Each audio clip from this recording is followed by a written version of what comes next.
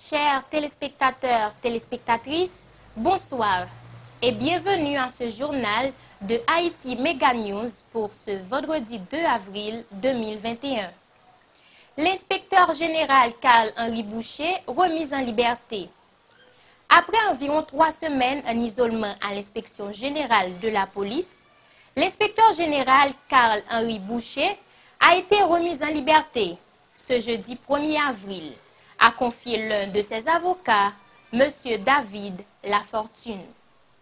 Environ 4 personnes ont été enlevées ce jeudi 1er avril 2021 dans la commune de Carrefour à l'église adventiste Galahad, en plein culte d'adoration.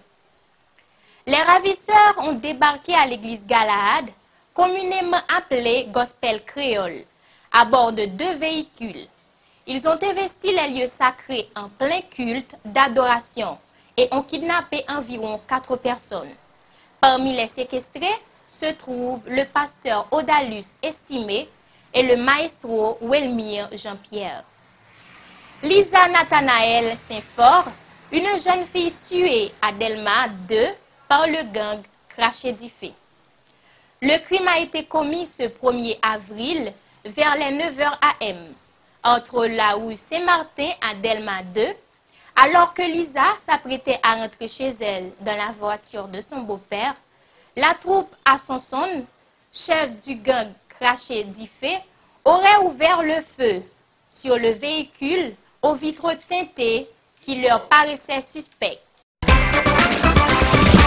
Au moins 7 morts, des blessés et des maisons incendiées à Bel-Air.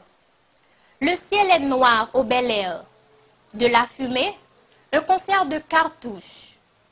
Le quartier historique de Port-au-Prince a connu une autre journée sanglante. La scène a été filmée par un citoyen qui habite dans une zone avoisinante. « Nous, les messieurs, yo boulé Bel-Air encore », dit-il. La PNH dresse le bilan de ces petites opérations.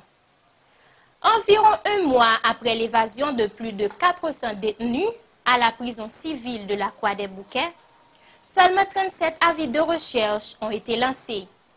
La PNH est incapable de donner des précisions sur l'identité des chefs de gang notoires qui auraient pris la fuite. Ainsi s'achève le journal d'aujourd'hui. Merci de l'avoir suivi. Au revoir.